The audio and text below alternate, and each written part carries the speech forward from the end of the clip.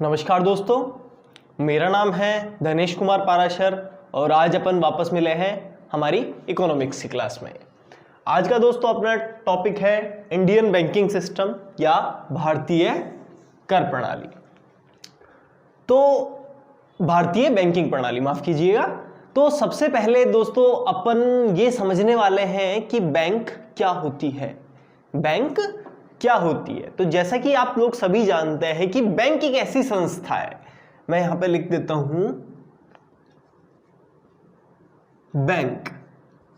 सबसे पहले है बैंक। तो बैंक एक ऐसी संस्था है, अगर अपन नॉर्मल इसकी परिभाषा कहें तो बैंक एक ऐसी संस्था है, ऐसी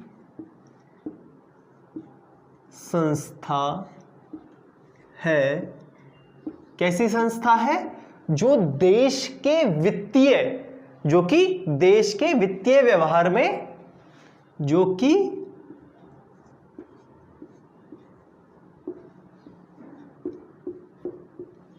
देश के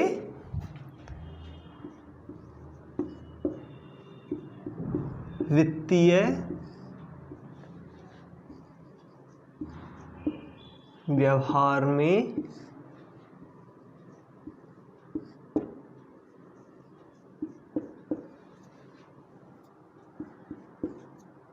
भागीदार होती है।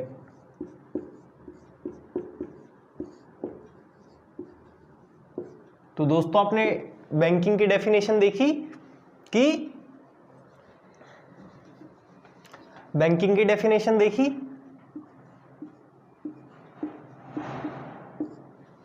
बैंक एक ऐसी संस्था है, बैंक एक ऐसी संस्था है जो कि देश के वित्तीय व्यवहार में भागीदार होती है। ये तो हुई बैंक की साधारण परिभाषा। अब अगर अपन थोड़ी सी इसको टेक्निकल टर्म में लेके जाएं तो बैंकिंग में क्या आ जाएगा कि अपन इसमें दूसरा पॉइंट ऐड कर रहे हैं कि बैंक जमाओं को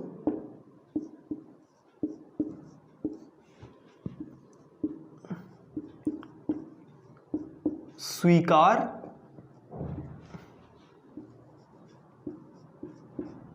करती है तथा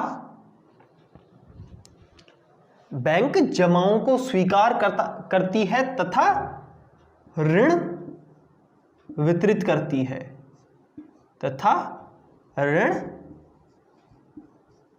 वितरित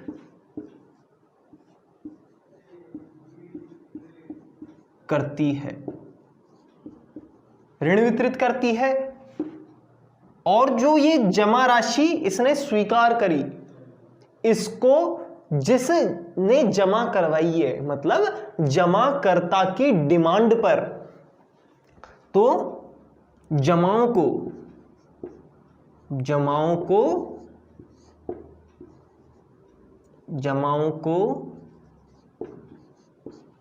जमाकर्ता की डिमांड पर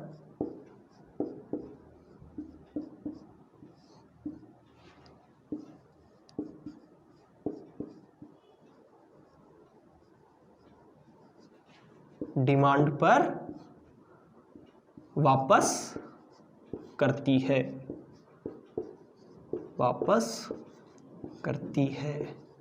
repayable on the demand of the customer. तो ये समझ में आ गई। तो अपन ने सबसे पहले क्या समझा कि बैंक क्या होती है। तो बैंक एक ऐसी संस्था है जो कि देश के वित्तीय व्यवहार में भागीदार होती है और बैंक जमाओं को स्वीकार करती है तथा ऋण वितरित करती है और जमाओं को जमाकर्ता की डिमांड पर वापस करती है। भाई आपने देखा होगा जब आप बैंक में अपनी अमाउंट है उसको जमा कराते हैं तो वो जमा भी स्वीकार करती है। कभी ऐसा थोड़ी है बैंक ने मना करा हो कि हम पैसे नहीं लेंगे। और आप जब भी बैंक के पास जाओगे और आप उनसे मांगोगे तो वो कभी भी आपके जो पैसे हैं उसको देने के लिए मना नहीं करेगी कि हमारे पास अमाउंट नहीं है, लिक्विडिटी नहीं है, जो भी है वो कभी भी बैंक मना नहीं करेगी। तो ये चीज समझ में आ गई दोस्तों कि आपने ये चीज समझ में आ गई दोस्तों कि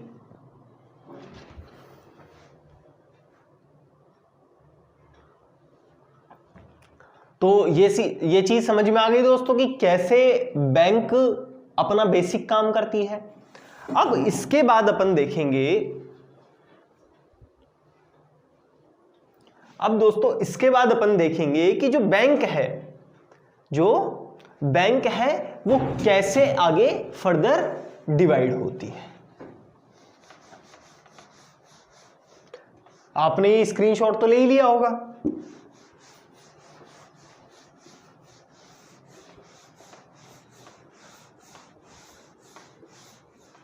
अब दोस्तों अब अपन देखेंगे कि जो भारतीय बैंकिंग प्रणाली है, इंडियन बैंकिंग सिस्टम जो है, ये कितने भागों में डिवाइड। तो भारतीय बैंकिंग प्रणाली को दो भागों में, एक तो संगठित क्षेत्र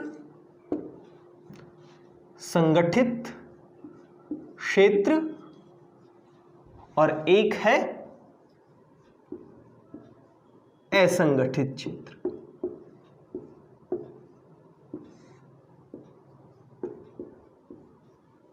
एक तो क्या है संगठित क्षेत्र और एक क्या है असंगठित क्षेत्र। अब दोस्तों अपन बात करते हैं कि संगठित क्षेत्र या ऑर्गेनाइज सेक्टर क्या होता है। तो संगठित क्षेत्र की जब अपन बात करते हैं तो वह क्षेत्र संगठित क्षेत्र कहलाता है। वह क्षेत्र संगठित क्षेत्र कहलाता है।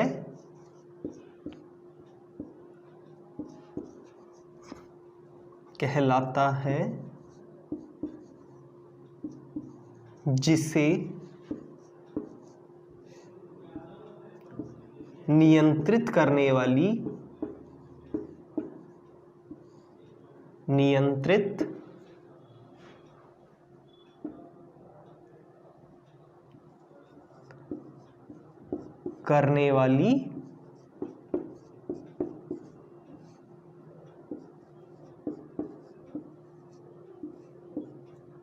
कोई संस्था या सरकार होती है।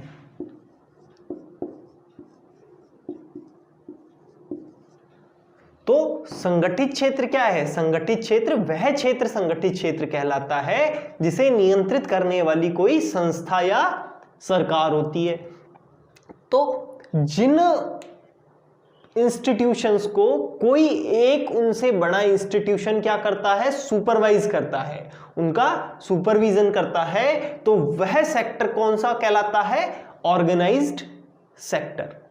और जिस असंगठित क्षेत्र में क्या होगा? असंगठित क्षेत्र में इसका रिवर्स होगा कि असंगठित क्षेत्र को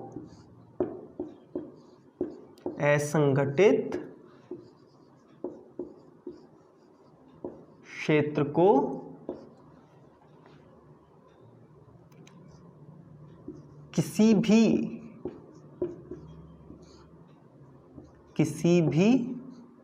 प्रकार की असंगठित क्षेत्र को किसी भी प्रकार की संस्था का नियंत्रण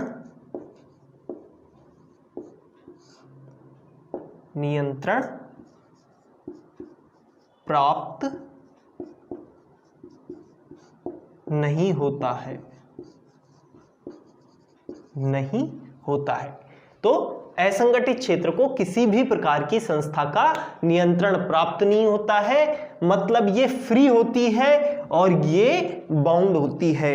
इसका कोई कौन होता है, इसका कोई माई बाप होता है। जैसे भारतीय जो बैंकिंग प्रणाली है उसका ऑल एंड ऑल कौन है, रिजर्व बैंक ऑफ इंडिया, तो उसको कौन कंट्रोल करता है, आरबीआई कंट्रोल करता है। और असंगठित क्षेत्र को कौन कंट्रोल करता है, असंगठित क्षेत्र को कंट्रोल कोई भी नहीं करता है।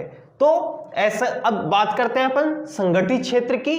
तो संगठित क्षेत्र में कौन आएगा, संगठित क्षेत्र में आते हैं भारत के जो कमर्शियल बैंक होते हैं, जितने भी कमर्शियल बैंक जो है, वाणिज्यिक बैंक,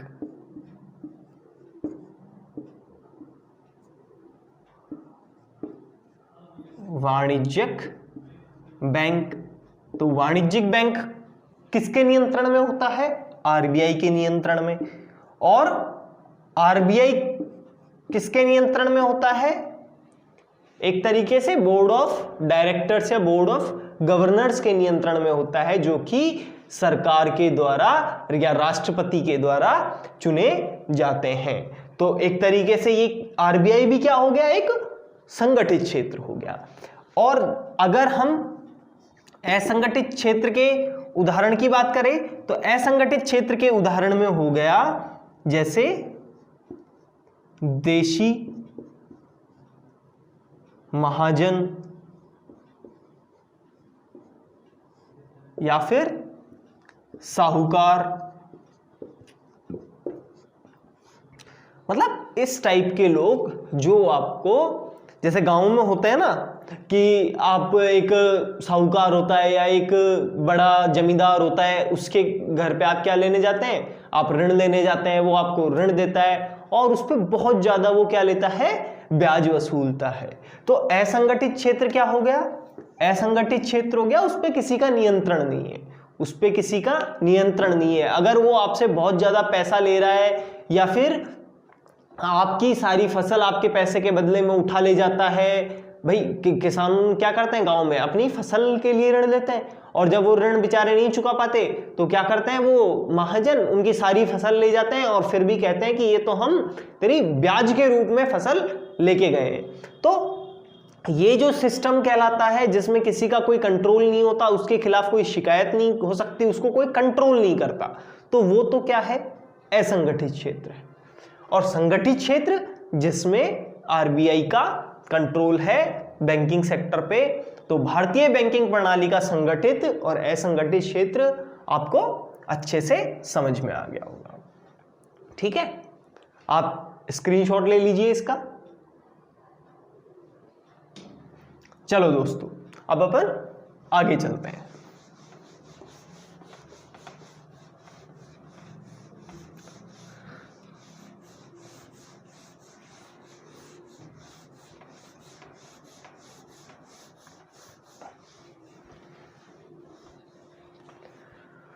दोस्तों, अपन ने बैंकिंग प्रणाली के बारे में समझ लिया कि बैंक क्या होता है। बैंकिंग प्रणाली संगठित और असंगठित दो क्षेत्रों में होती है। अब दोस्तों हमें यह समझना है कि बैंकिंग प्रणाली का इतिहास। तो बैंकिंग प्रणाली का इतिहास,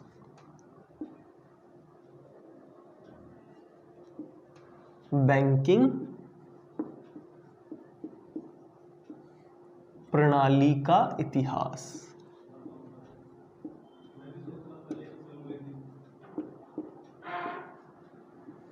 बैंकिंग प्रणाली का इतिहास। जब अपन बैंकिंग प्रणाली के इतिहास की बात करते हैं तो अपन देखते हैं कि सबसे पहला बैंक कब खुला। तो सबसे पहला बैंक 1157 में कहां पे खुला था, इटली के बैंक ऑफ वेनिस, इटली के वेनिस में खुला था, इसलिए उसको क्या बोला, बैंक ऑफ वेनिस। तो सर्वप्रथम बैंक, सर्वप्रथम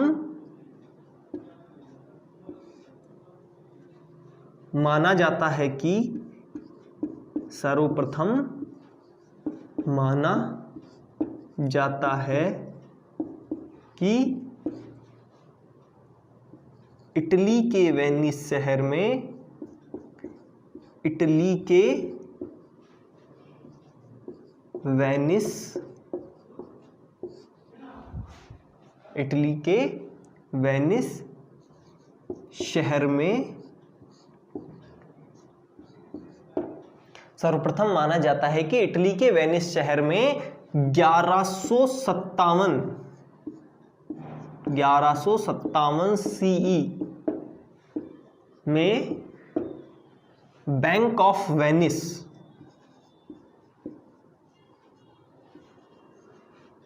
बैंक ऑफ वेनिस की स्थापना हुई।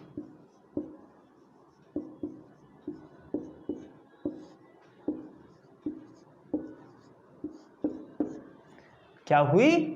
बैंक ऑफ वेनिस की स्थापना हुई। तो सर्वप्रथम क्या माना जाता है कि इटली के वेनिस शहर में 1157 सीई में बैंक ऑफ वेनिस की स्थापना हुई। तो ये तो क्या था? पहला माना जाता है। फिर इसके बाद क्या माना जाता है? बैंक ऑफ बार्सिलोना, जिसकी शुरुआत कब मानी जाती है? 1401 सीई, 1401 सीई में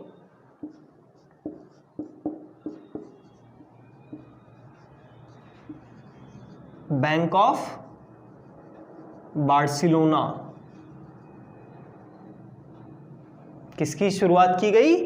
बैंक ऑफ बार्सिलोना की। इसके बाद 1407 में ही बैंक ऑफ जेनेवा। ये ऊपर वाला पॉइंट मिटा देता हूं, आप एक बार इसका स्क्रीनशॉट ले लीजिए। ठीक है, सर्वप्रथम क्या माना जाता है कि इटली के वेनिस शहर में 1157 सीई में बैंक ऑफ वेनिस की क्या हुई? स्थापना हुई। इसके बाद 1401 सीई में बैंक ऑफ बार्सिलोना। ठीक है, इसके बाद 1407 में बैंक ऑफ जेनेवा, 1407 सीई में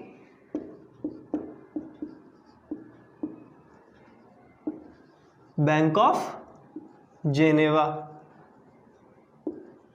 ठीक है, इसके बाद क्या माना जाता है? 1694 सीई में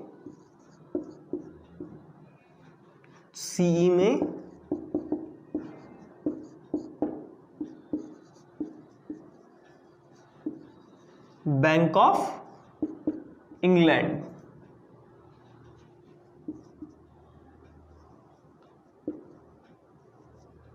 ठीक है, तो ये क्या है अभी तक का बैंकिंग प्रणाली का विश्व इतिहास। फिर इसके बाद तो 1700 के बाद तो बैंकों का क्या होने लगा?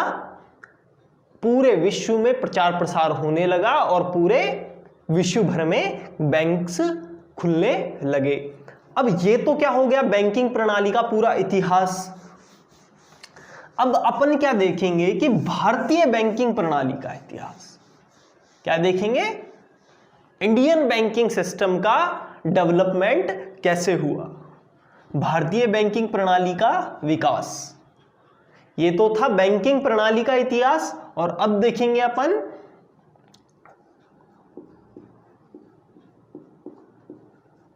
भारतीय बैंकिंग प्रणाली का विकास।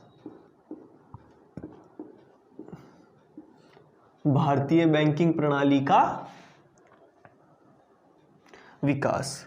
तो भारतीय बैंकिंग प्रणाली के विकास में सबसे पहले अपन क्या देखने वाले हैं?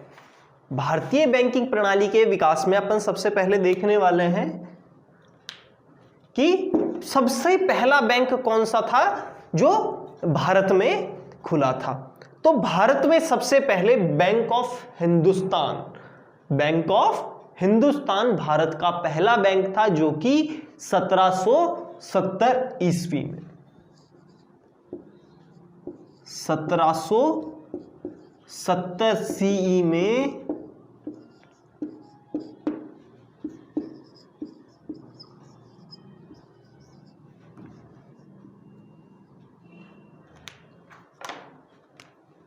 बैंक ऑफ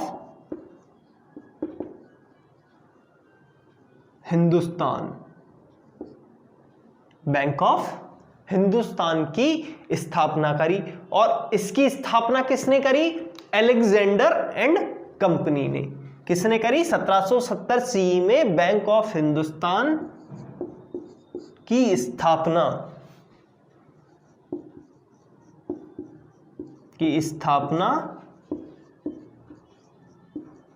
अलेक्जेंडर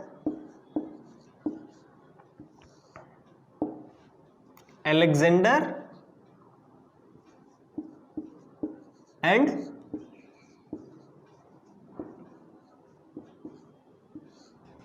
कंपनी ने, अलेक्जेंडर कंपनी ने कहां पर?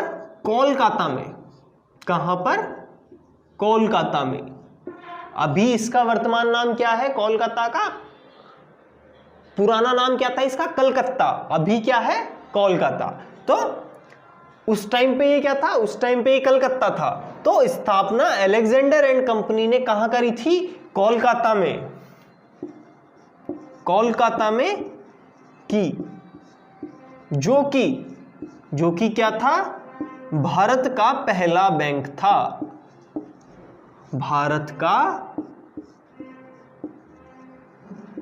पहला बैंक था। तो भारत का पहला बैंक किसे माना जाता है? भारत का पहला बैंक माना जाता है बैंक ऑफ हिंदुस्तान को, जिसकी स्थापना अलेक्जेंडर एंड कंपनी ने कोलकाता में की, जो कि भारत का क्या था? पहला बैंक था।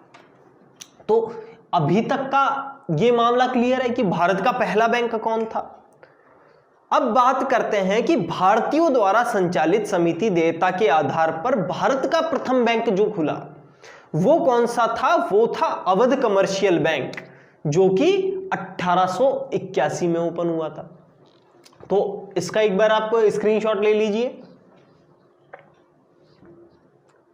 अब अपन दोस्तों आगे चलते हैं। मतलब ये तो भारत में खुला पहला बैंक तो था, लेकिन ये पूर्णतः क्या बैंक था? विदेशी बैंक था। तो भारतीय द्वारा संचालित समिति देयता के कारण, मतलब जिस बैंक की समिति में उसके बोर्ड ऑफ गवर्नर्स में इंडियन मेंबर्स भी थे, ऐसा पहला बैंक क्या था? भारत का प्रथम बैंक कौन सा था? वो 1881 में कौन सा था? Awadh commercial bank. क्या था?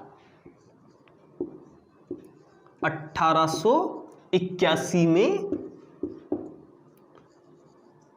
अवध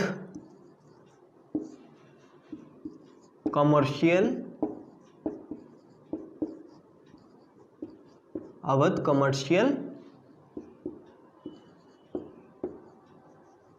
बैंक। ठीक है, 1881 में कौन सा बैंक? अवध कमर्शियल बैंक खुला। तो दोस्तों क्वेश्चन पूछ लिया जाता है कि पहला बैंक जिसमें किसका भी हाथ था? जिसके बोर्ड ऑफ डायरेक्टर्स में या फिर जिसके शेयर्स में किसी इंडियन पर्सन का भी शेयर था या पार्टनर थे, तो वो कौन सा बैंक था? तो वो था अवध कमर्शियल बैंक। तो अवध कमर्शियल बैंक कब खुला था? 1881 में।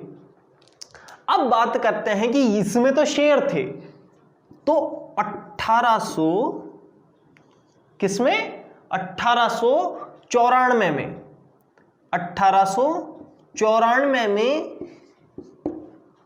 भारतीयों के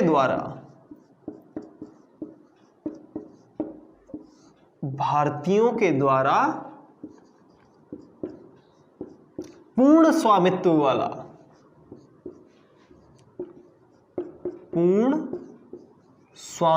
वाला, अब इसमें तो क्या थे? शेयर्स थे भाई। पहला तो क्या था?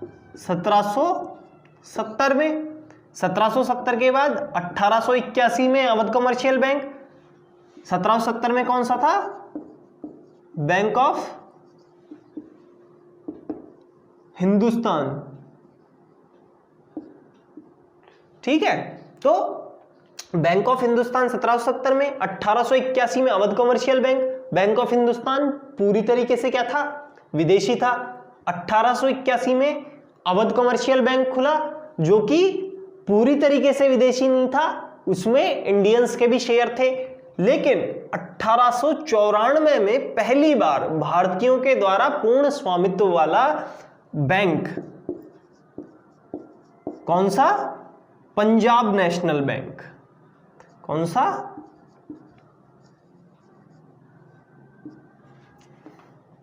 Punjab national bank.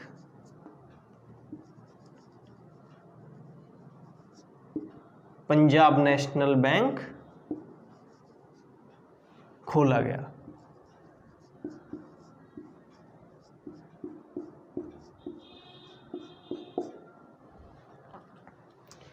तो भारतीय बैंकिंग इतिहास की अगर बात करें तो 1770 में कौन खोला गया सबसे पहला बैंक, बैंक ऑफ हिंदुस्तान, जो कि पूरी तरीके से एक विदेशी बैंक था। 1881 में अवध कमर्शियल बैंक खोला गया जो कि क्या था, Awadh commercial bank. Awadh commercial bank में शेयर्स थे इंडियंस के, लेकिन ये भी पूरी तरीके से क्या नहीं था, इंडियन नहीं था। लेकिन 1894 में भारतीयों के द्वारा पहला कौन सा बैंक खोला गया, पूर्ण स्वामित्व वाला बैंक खोला गया। अब बात करते हैं इसी कड़ी में अपन आगे।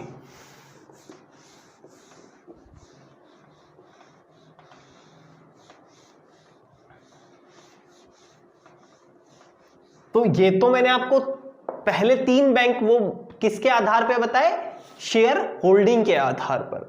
अब बात करते हैं Bank of Bengal. Bank of Bengal जो कि 2 जून 1806 को, बैंक ऑफ बॉम्बे की 15 अप्रैल 1840 को, और बैंक ऑफ मद्रास, ये 3 bank, Bank of Bengal, bank of Madras और बैंक ऑफ बॉम्बे, इन 3 बैंकों की स्थापना हुई। कब कब हुई, 1806 में, 1840 में और 1843 में। 1806 में, 1806 में तो किसकी हुई, बैंक ऑफ बंगाल की।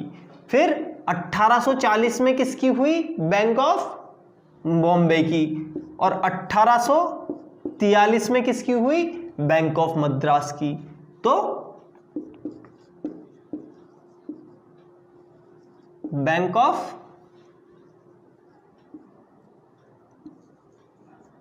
बंगाल, बैंक ऑफ बॉम्बे,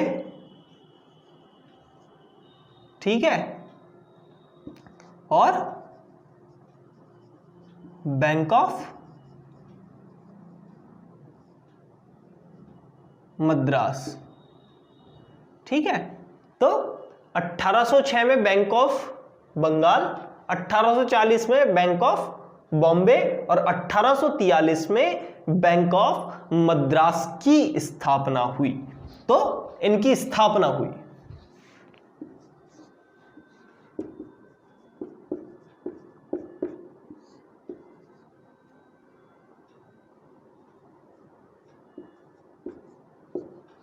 ठीक है, तो ये तो क्या हुई, इनकी स्थापना हुई। और बाद में 27 जनवरी 1921 को इन तीनों बैंकों को मिलाकर क्या बनाया, 27 जनवरी, इन तीनों बैंकों को 27 जनवरी 1921 को मर्ज करके इंपीरियल बैंक ऑफ इंडिया क्या बना दिया गया, इंपीरियल बैंक ऑफ इंडिया। 27 जनवरी 1921 को, 27 जनवरी 1921 को इन तीनों बड़े बैंक, ये तीनों क्या थे, बड़े बैंक थे, बड़े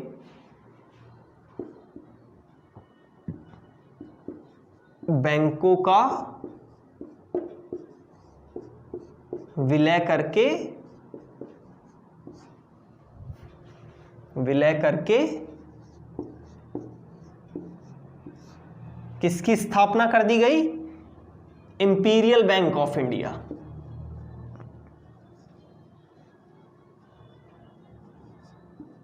इंपीरियल बैंक ऑफ इंडिया। ठीक है, इंपीरियल बैंक ऑफ इंडिया की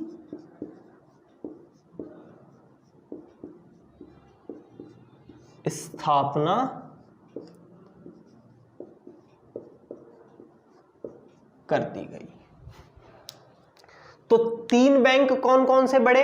bank of Bengal, bank of Bambai और बैंक ऑफ मद्रास। इन तीनों की स्थापना कब कब हुई? 1806 में, 1840 में और 1843 में। इसके बाद क्या हुआ? इसके बाद 27 जनवरी 1921 को इन तीनों बैंकों को मर्ज करके, इन तीनों बैंकों का विलय करके, उस टाइम के ये तीनों बैंक, याद रखना, उस टाइम के ये तीनों बैंक सबसे बड़े बैंक थे और आगे यही इंपीरियल बैंक ऑफ इंडिया चल के स्टेट बैंक ऑफ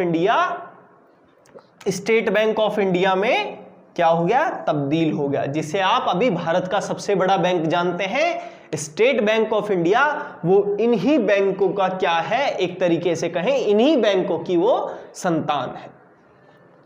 तो यहां तक आपने का क्लियर है कि इन तीनों बैंकों को 27 जनवरी 1921 को क्या कर दिया? विलय कर दिया और इंपीरियल बैंक ऑफ इंडिया की स्थापना कर दी। तो आप एक बार इसका स्क्रीनशॉट ले लीजिए।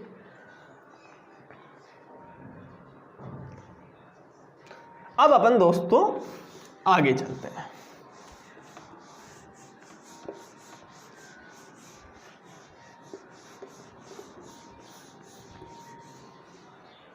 तो इंपीरियल बैंक ऑफ इंडिया तक अपन पहुंच गए थे। अब बात करते हैं इंपीरियल बैंक जो था, थोड़ी सी इंपीरियल बैंक को समझते हैं कि उस टाइम पे इंपीरियल बैंक की क्या स्थिति थी। इंपीरियल बैंक उस समय जो पूरे के पूरे इंडिया का, पूरे के पूरे भारतीय उपमहाद्वीप का, भारतीय उपमहाद्वीप में ये पूरा पाकिस्तान, बांग्लादेश, म्यांमार, श्रीलंका, ये पूरा रीजन आ जाता है। तो भारतीय उपमहाद्वीप का उस टाइम का ये सबसे बड़ा क्या था? व्यावसायिक बैंक था, सबसे बड़ा एक कमर्शियल बैंक था। अभी जस्ट अपन इसके बाद पढ़ने वाले हैं आगे commercial bank, non commercial bank वगैरह। तो उस टाइम का ये सबसे बड़ा क्या था? सबसे बड़ा राष्ट्रीयकृत बैंक था, कमर्शियल बैंक था। तो इंपीरियल बैंक ऑफ इंडिया को इंपीरियल बैंक ऑफ इंडिया को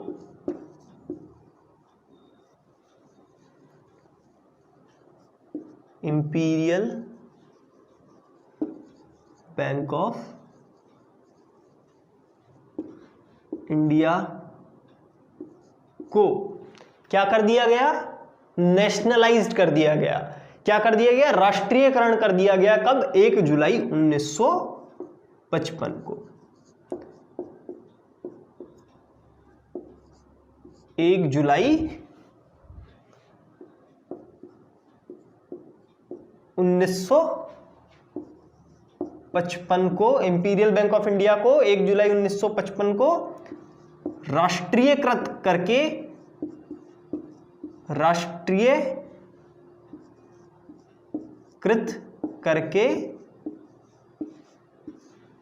क्या बना दिया? Bank of state bank of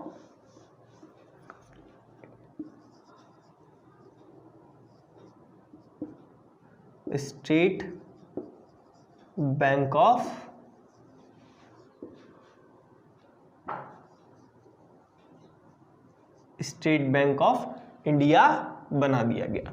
imperial bank of India को 1 जुलाई 1955 को राष्ट्रीयकृत करके स्टेट बैंक ऑफ इंडिया बना दिया गया।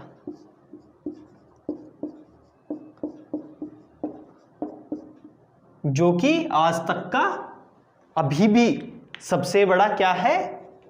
स्टेट बैंक है। तो इंपीरियल बैंक ऑफ इंडिया को 1 जुलाई 1955 को क्या कर दिया गया? राष्ट्रीयकृत कर दिया गया। तो इससे पहले अपन ने क्या पढ़ा था कि bank of Bengal, bank of Bombay, bank of Madras, इन तीनों को इन तीनों को 1921 में क्या बना दिया गया था, imperial bank of India, merger करके तीनों का। और उसके बाद इंपीरियल बैंक ऑफ इंडिया को आगे राष्ट्रीयकरण करके bank of India, imperial bank of India का, उसको क्या बना दिया, स्टेट बैंक ऑफ इंडिया। तो यहां तक दोस्तों आप लोगों को अभी तक क्लियर होगा अपन ने अभी क्या चला।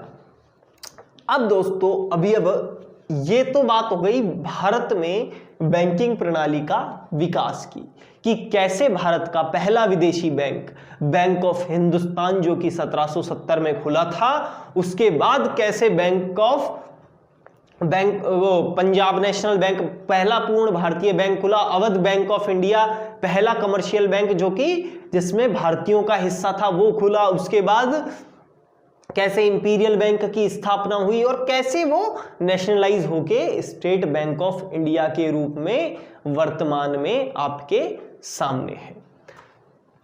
तो ये बात हुई भारतीय बैंकिंग प्रणाली के इतिहास की।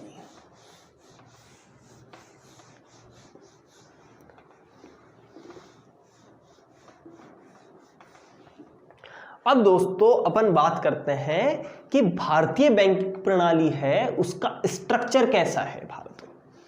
भारतीय बैंकिंग प्रणाली है उसका स्ट्रक्चर कैसा है।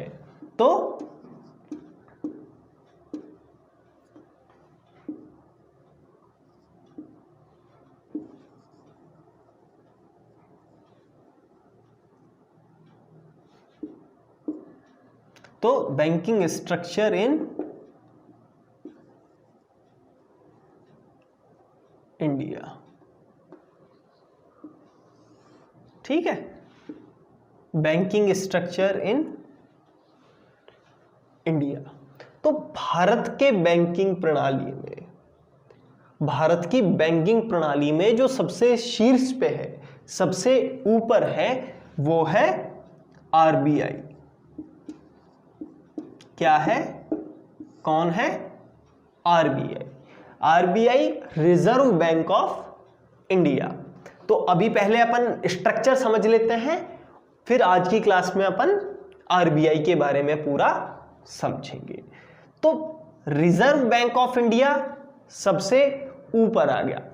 इसके बाद रिजर्व बैंक ऑफ इंडिया के बाद बैंकिंग कैटेगरी, जो कि सारे बैंक किसके अंडर में आते हैं, आरबीआई के अंडर में आते हैं, उनको अपन फर्दर किस में डिवाइड करेंगे, अनुसूचित बैंक और गैर अनुसूचित बैंक।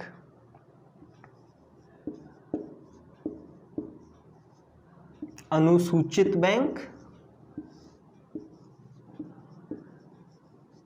अनुसूचित बैंक,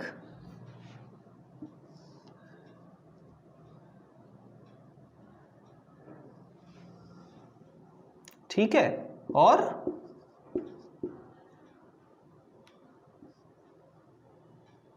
गैर अनुसूचित बैंक।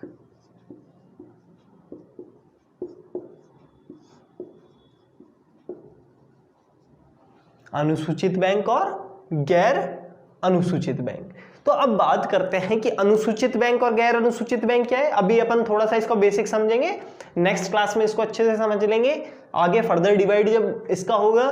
तो अनुसूचित बैंक अपन उनको कहते हैं जो कि रिजर्व बैंक अधिनियम, अभी जब अपन रिजर्व बैंक के बारे में पढ़ेंगे तो पढ़ेंगे क्या था रिजर्व बैंक अधिनियम।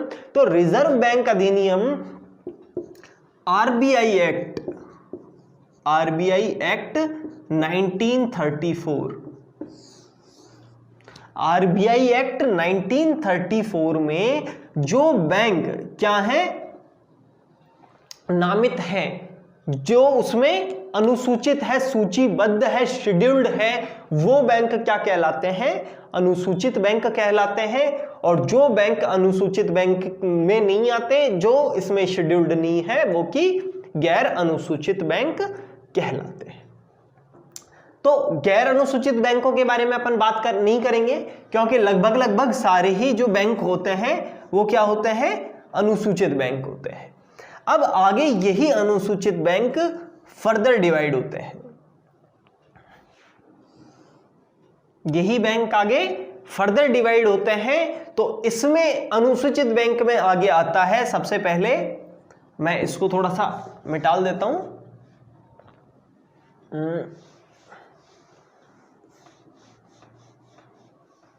अब अपन किसकी बात कर रहे हैं? अनुसूचित बैंक की।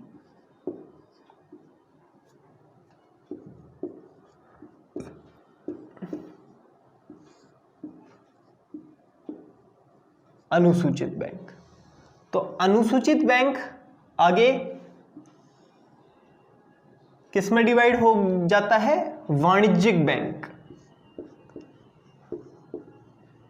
वाणिज्यिक बैंक या कमर्शियल बैंक।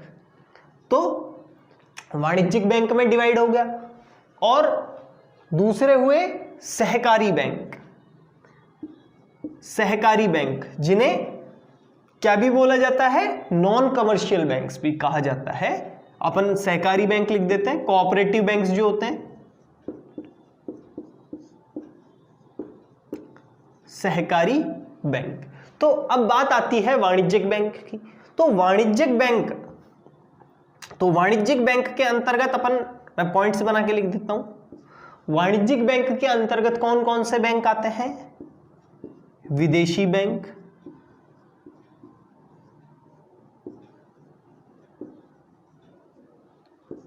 क्षेत्रीय ग्रामीण बैंक।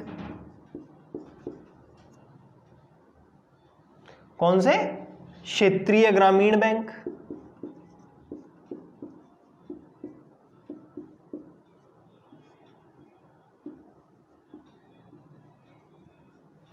क्षेत्रीय ग्रामीण बैंक के बाद जो प्राइवेट बैंक होते हैं, निजी क्षेत्र के बैंक।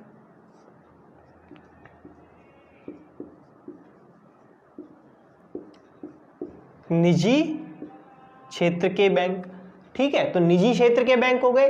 इसके बाद और कौन से बैंक हो गए?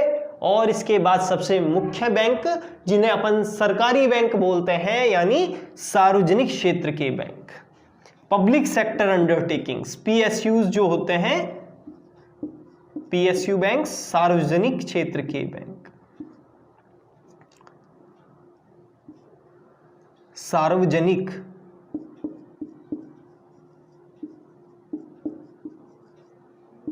क्षेत्र के बैंक, ठीक है। तो विदेशी बैंक हो गए, क्षेत्रीय ग्रामीण बैंक हो गए, निजी क्षेत्र के बैंक हो गए, सार्वजनिक क्षेत्र के बैंक हो गए। तो ये सारे बैंक किस में आते हैं? वाणिज्यिक बैंक।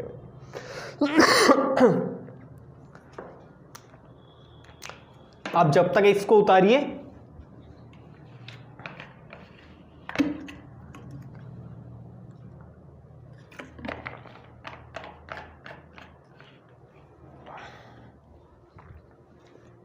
तो दोस्तों अभी तक अपन ने बात करी वाणिज्यिक बैंक की, विदेशी बैंक आ गए, क्षेत्रीय ग्रामीण बैंक आ गए, निजी क्षेत्र के बैंक आ गए और सार्वजनिक क्षेत्र के बैंक आ गए।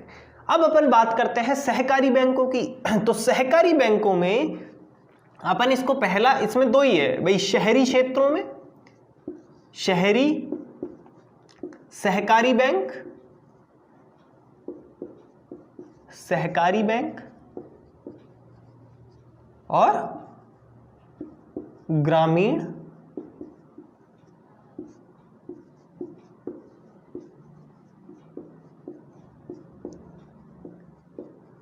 सहकारी बैंक।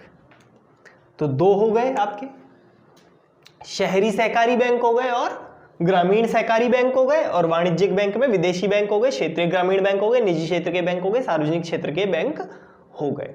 तो ये अपन ने समझा है कि बैंकिंग स्ट्रक्चर इंडिया में कैसा है। और अनुसूचित बैंक किसके अंडर में आते हैं? जो कि आरबीआई एक्ट 1934 के किसमें हो? 1934 के आरबीआई एक्ट के में सूचीबद्ध हो, शेड्यूल्ड हो, वो बैंक कौन से होंगे? अनुसूचित बैंक हो। तो दोस्तों अब अपन बात करते हैं आरबीआई की।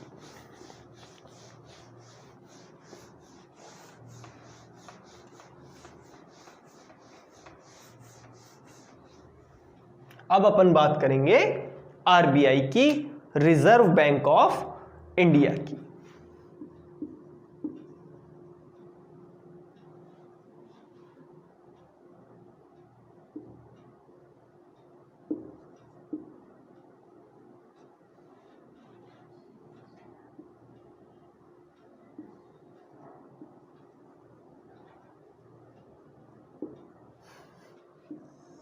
रिजर्व बैंक ऑफ इंडिया या आरबीआई।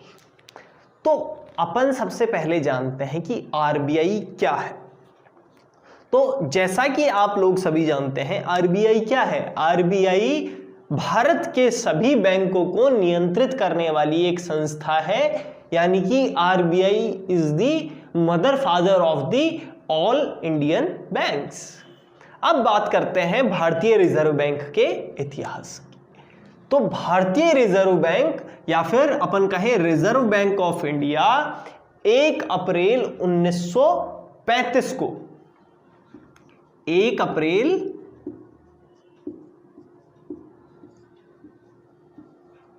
1935 को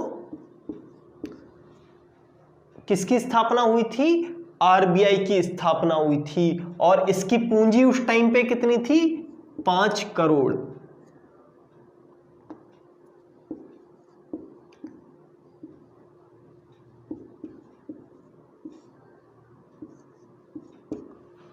पांच करोड़ क्या थी इसकी? अधिकृत पूंजी थी। अधिकृत पूंजी, ऑथराइज्ड कैपिटल। 1 अप्रैल 1935 को 5 करोड़ अधिकृत पूंजी के साथ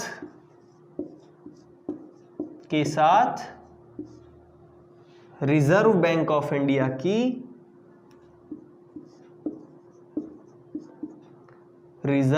बैंक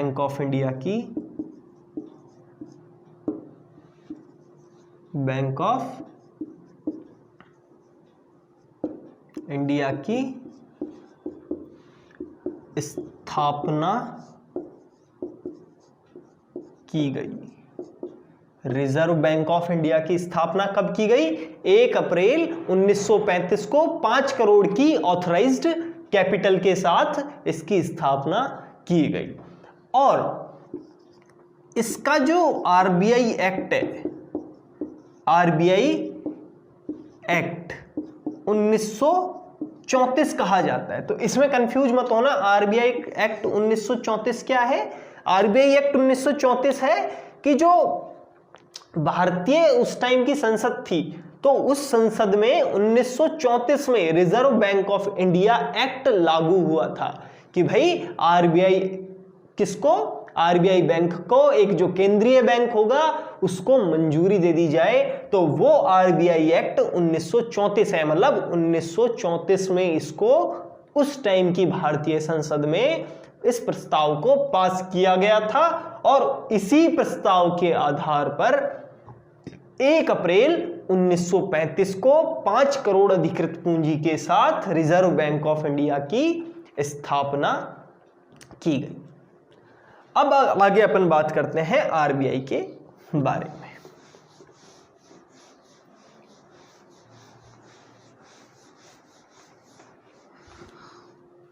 तो आरबीआई क्या है कि अपन ने बात कर लिया। आरबीआई की स्थापना कब हुई ये बात कर ली। अब देखते हैं कि आरबीआई करता क्या क्या है। तो आरबीआई जितने भी जो सिक्के होते हैं वो कौन मुद्रित करती है? वो भारत सरकार मुद्रित करती है। जितने भी जो सिक्के आते हैं, जितने भी कॉइन्स होते हैं, उनका मुद्रण कौन करता है? भारत सरकार। कहां पे होती है उनका मुद्रण कहां पे होता है? टकसालों में, मिंट्स में। लेकिन जो नोट होते हैं 5 रुपए का, 10 रुपए का, 20 रुपए का, आपका 50 रुपए का, 100 का, 500 का, 2000 का, जितने भी नोट हैं, केवल 1 रुपए के नोट को छोड़ के, 1 रुपए का नोट भी कौन छपवाता है? भारत सरकार छपवाती है। लेकिन बाकी सारे नोट छोड़ दे अगर 1 रुपए को छोड़ के, तो उन सभी नोटों का मुद्रण कौन करता है? रिजर्व बैंक ऑफ इंडिया करता है। इसके बाद रिजर्व बैंक ऑफ इंडिया ने 19 अगस्त 1944 को रुपए भुगतान संतुलन की पूर्ण परिवर्तनीय घोषित कर दिया। ठीक है, मतलब 19 अगस्त 1944 को रुपए को भुगतान संतुलन में सुधार हेतु चालू खाते में पूर्ण परिवर्तनीय घोषित कर दिया। मतलब आप रुपए के साथ पूरा ट्रांजैक्शन कर सकते हो। रुपए के साथ आप क्या कर सकते हो? पूरा ट्रांजैक्शन कर सकते हो। तो ये क्या है, ये रिजर्व बैंक के कार्य में है।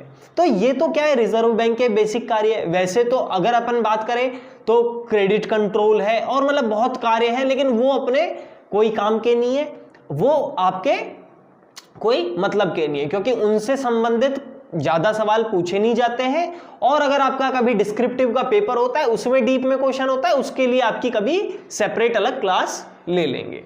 तो अब अपन लिख लेते हैं भारतीय रिजर्व बैंक के मुख्य कार्य क्या क्या है। तो आरबीआई के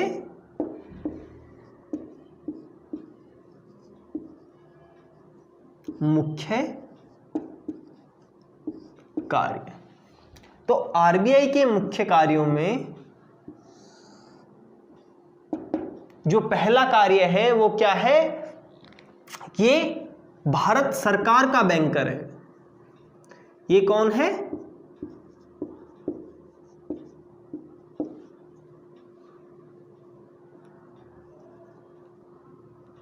बैंकर ऑफ द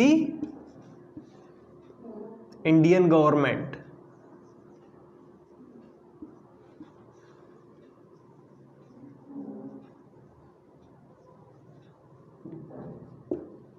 ठीक है, banker of the Indian government. इसके बाद ये बैंकों का बैंक है।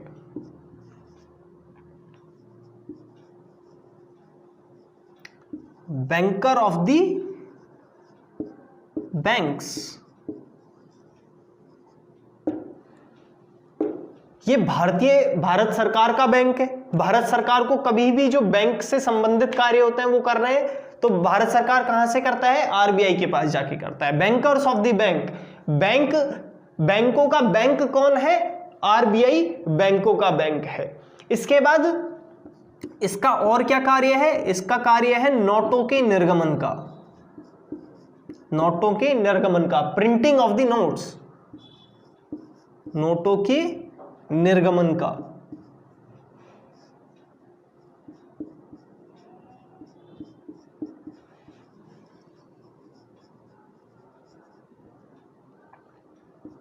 नोटों के निर्गमन का।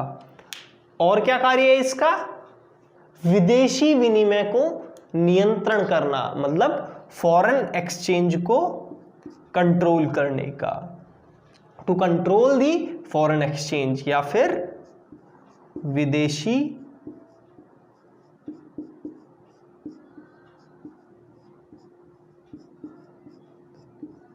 विनिमय को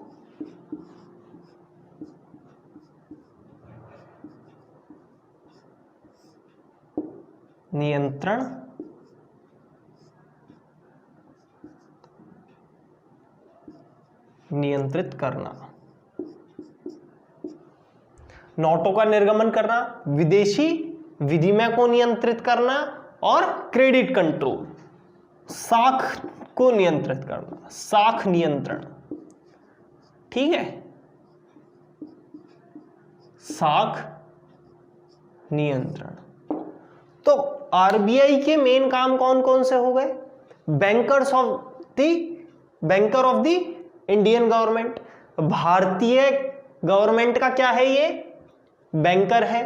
भारत सरकार का क्या है, ये बैंकर है। इसके बाद बैंकर ऑफ द बैंक्स, ये सभी बैंकों का भी क्या है, बैंक है। अपन को कोई खाता खुलवाने जाना है, या फिर अपन को ऋण की सुविधा है, लोन की, अगर लोन की सुविधा लेनी है तो अपन कहां जाएंगे, किसी बैंक के पास। लेकिन अगर किसी बैंक को पैसों की जरूरत आ जाती है, सिक्योरिटीज की जरूरत आ जाती है, या फिर लिक्विडिटी की जरूरत आ जाती है, तो वो किसके पास जाता है, या उसे अपना खाता खुलवाना है, उसे अपना लिक्विडिटी अमाउंट रखना है, तो वो कहां जाएगा, बैंकर ऑफ द बैंक्स, जो कि आरबीआई है, रिजर्व बैंक ऑफ इंडिया के पास। नोटों के निर्गमन का, जैसा कि मैंने आपको बताया कि 1 रुपए के नोट को छोड़ के बाकी सभी जो बैंकिंग नोट्स होते हैं, जो अपनी करेंसी है, इंडियन करेंसी नोट्स, उन सबकी प्रिंटिंग कौन करवाता है, उन सबकी प्रिंटिंग आरबीआई करवाता है। ठीक है। और आपने देखा होगा जो जितने भी नोट होते हैं सिर्फ 1 रुपए को छोड़ के 1 रुपए के नोट पे किसके सिग्नेचर होते हैं? भारत सरकार के वित्त सचिव के, और बाकी सभी नोटों पे भारत के जो गवर्नर है उनके हस्ताक्षर होते हैं। इसके बाद विदेशी विनिमय को नियंत्रित करना, जो फॉरेन एक्सचेंज है, जितना भी क्या है फॉरेन एक्सचेंज है उसको कंट्रोल करना। बाहर से जब आयात निर्यात होता है तो विदेशी मुद्रा आती है, एनआरआईज लोग आते हैं या फिर यहां से कोई लोग जाते हैं, तो जो मुद्रा का क्या होता है विनिमय होता है, तो उसको नियंत्रित करने का काम भी किसका होता है? आरबीआई का, रिजर्व बैंक ऑफ इंडिया का। और उसके बाद इसका जो सबसे मेन और मुख्य काम है वो है साख को नियंत्रित करना, यानी कि क्रेडिट कंट्रोल करना। तो ये तो था दोस्तों आरबीआई के पूरे बारे में। अब बात कर लेते हैं आरबीआई का जो क्या है कार्यकारी मंडल है। आरबीआई का जो कार्यकारी मंडल है वो किस हिसाब से होता है।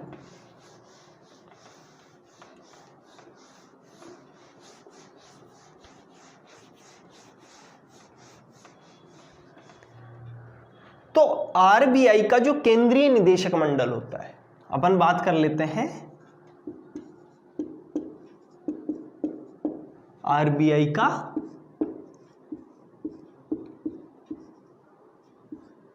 केंद्रीय निदेशक मंडल। तो आरबीआई का जो केंद्रीय निदेशक मंडल होता है उसमें क्या क्या होता है? एक तो गवर्नर होता है, एक कौन होता है? गवर्नर होता है, 4 डिप्टी गवर्नर होते हैं, 4 डिप्टी गवर्नर होते हैं,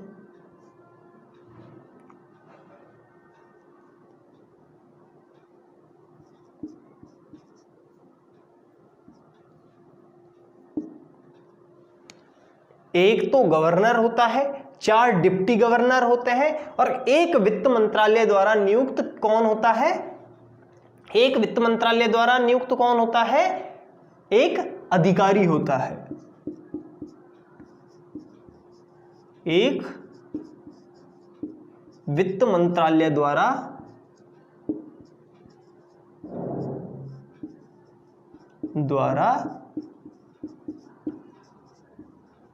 नियुक्त अधिकारी होता है। ठीक है। इसके बाद और कौन होते हैं? और 10 ऐसे निदेशक होते हैं जो कि भारत सरकार द्वारा नामित होते हैं। ये तो वित्त मंत्रालय द्वारा नियुक्त अधिकारी होता है, और भारत सरकार द्वारा नामित, सरकार द्वारा नामित 10 कौन होते हैं? निदेशक होते हैं। तो ये क्या है? ये अपन किसकी बात कर रहे हैं? केंद्रीय निदेशक मंडल की। और 4 कौन होते हैं? 4 इसमें होते हैं निदेशक स्थानीय बोर्डों के। 4 निदेशक स्थानीय बोर्ड से होते हैं। निदेशक स्थानीय बोर्ड से। ठीक है। तो टोटल कितने मेंबर हो गए आरबीआई के केंद्रीय निदेशक मंडल में? टोटल 20 सदस्य हो गए। एक तो गवर्नर, 4 डिप्टी गवर्नर 5, एक वित्त मंत्रालय द्वारा नियुक्त अधिकारी 6, भारत सरकार द्वारा नामित 10 निदेशक 16, और 4 निदेशक स्थानीय बोर्ड से। तो कुल मिला के कितने हो गए? 20 हो गए। तो ये क्या क्या हो गए? आरबीआई का केंद्रीय निदेशक मंडल हो गया। यही पूरी की पूरी आरबीआई को चलाते हैं। तो दोस्तों यहां पे अपना टॉपिक आज खत्म होता है। आज अपन ने भारतीय बैंकिंग प्रणाली का पूरा इतिहास पढ़ा, बैंकिंग सिस्टम पढ़ा, बैंकिंग का इतिहास पढ़ा और आरबीआई के बारे में पूरा पढ़ा। आरबीआई के कार्य क्या होते हैं, आरबीआई के निदेशक मंडल में कौन कौन है और आरबीआई क्या है और आरबीआई का इतिहास क्या है। तो धन्यवाद दोस्तों, मिलते हैं अगली क्लास में।